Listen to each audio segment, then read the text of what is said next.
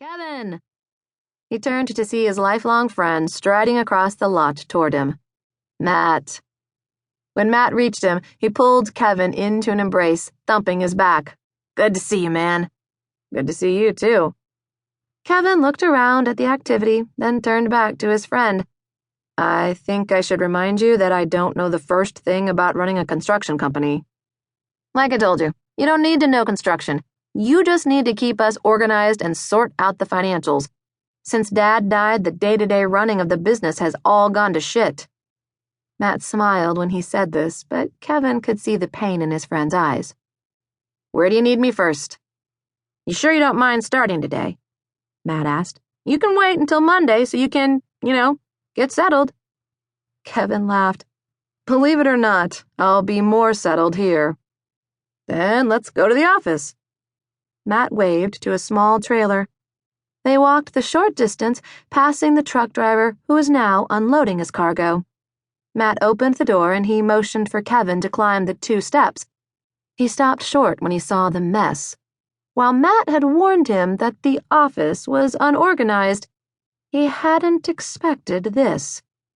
Kevin didn't do unorganized, but he reminded himself that was why he was there.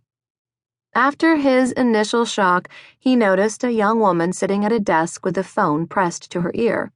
Her free hand tugged on her long auburn ponytail, the color a sharp contrast to her black tank top.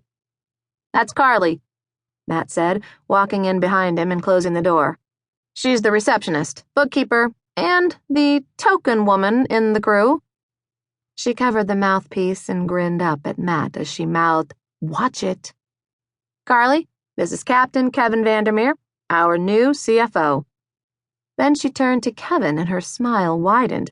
Well, hello, Captain Vandemeer. Are you a pirate? You can pillage me any day of the week. Kevin laughed and gave her a non-flirtatious smile, he hoped. 2 months ago, he would have reacted much differently, but he was surprised how quickly he'd gotten used to ignoring women's attention, with the exception of the sexy blonde on his doorstep last night. He'd chalked that up to a momentary lapse brought on from the shock over the state of his house.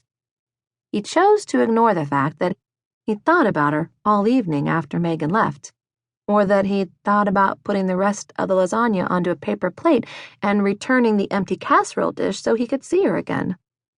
But now Carly was watching him like he was the cherry on a hot fudge sundae, and he needed to make it clear he was unavailable, especially since they would be working together.